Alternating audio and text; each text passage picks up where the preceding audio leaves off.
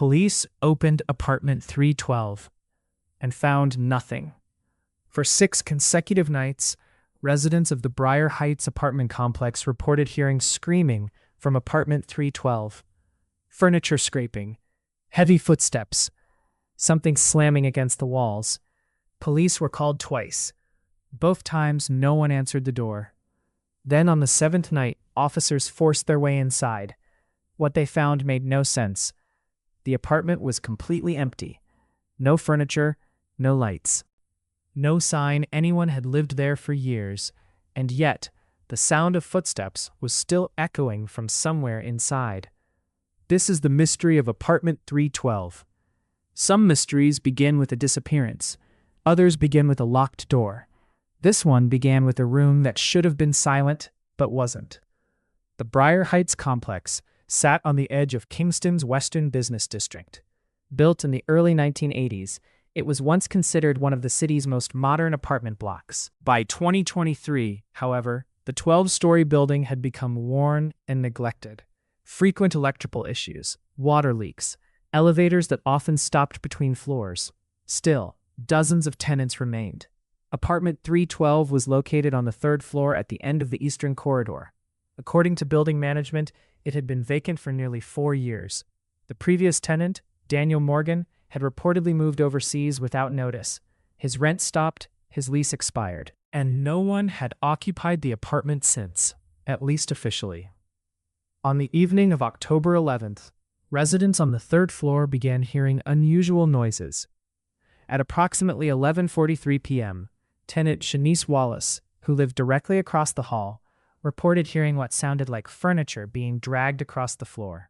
At first, she assumed someone had moved in, but around midnight, the sounds changed. Scraping became pounding. Pounding became frantic footsteps. Then came what she described as a man screaming like he was being attacked. She called building security. Security guard Trevor Blake arrived outside apartment 312 at 12:14 a.m. He later stated the hallway was completely still. No sound, no movement. He knocked. No answer. He tried the handle. Locked. He contacted management, who confirmed no one should have been inside. Trevor remained outside the apartment for nearly 5 minutes. Then, according to his statement, he heard a single loud bang from inside, hard enough to shake the door. He immediately backed away, but before he could call police, the sound stopped completely. Over the next 5 nights, similar reports flooded in, always between 11:30 p.m. and 12:30 a.m. Always from apartment 312. Residents described footsteps running back and forth, furniture scraping, loud impacts against the walls, occasional screaming. One resident claimed she heard someone repeatedly shouting, "Don't open it." Management insisted no one was inside. The locks had not been changed. No utility usage was recorded. No water, no electricity, nothing. On October 17th, after multiple emergency calls, officers responded. Body camera footage later confirmed the hallway was silent upon arrival. They knocked repeatedly. No response. Then, at 12:06 a.m., a loud crash came from inside. Officers drew their weapons. One shouted for whoever was inside to identify themselves. Nothing. After receiving authorization, they forced entry.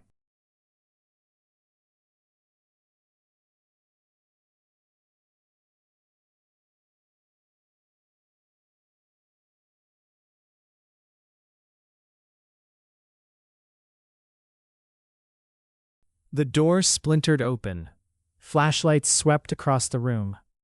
What they revealed stunned everyone. The apartment was empty, completely empty. No furniture, no appliances, no curtains. A thick layer of dust covered the floor, except for one detail. Across the dust were dozens of fresh footprints, barefoot, moving frantically from room to room. The prints appeared chaotic, panicked, as if someone had been running in circles, but they all stopped abruptly in the center of the living room. There were no exit prints, no continuation, just an empty circle of disturbed dust. As officers examined the room, body cam audio captured something disturbing. A slow series of footsteps directly above them, heavy, measured, crossing the ceiling from one side of the apartment to the other. The officers immediately rushed upstairs, apartment 412, but when they knocked, no one answered. Management unlocked the unit. It too was vacant. Investigators later reviewed building records. That's when they discovered something unusual. Apartment 312 had once been occupied by Daniel Morgan, but before him, another tenant had lived there, a man named Elias Grant. In 2017, neighbors had reported hearing violent disturbances from his apartment. Police responded, found nothing. 2 weeks later, Elias disappeared. His case was never solved. During a second forensic sweep, investigators examined the living room floor more closely. Beneath years of dust, they found deep gouge marks in the hardwood, long parallel scratches, as though something extremely heavy had been dragged repeatedly toward the center of the room, and directly beneath where the footprints stopped, they discovered a sealed maintenance hatch, hidden under old floorboards. It had been welded shut from the inside. Authorities never publicly revealed what was found below. 3 weeks later, before the apartment could be renovated, a motion sensor inside Unit 312 triggered at exactly 11:58 p.m. Security reviewed the footage. The camera showed the empty living room, still, silent. Then at the center of the floor, a set of fresh bare footprints began appearing one by one, as if someone invisible was walking toward the door. The feed cut out before anything else was seen. Apartment 312 was permanently sealed the following month. No tenant has lived there since. And residents say that if you stand in the third-floor hallway just before midnight, you can still hear something moving inside, waiting. What do you think was inside apartment 312?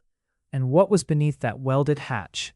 Let me know your theory in the comments, and subscribe for the next unsolved case.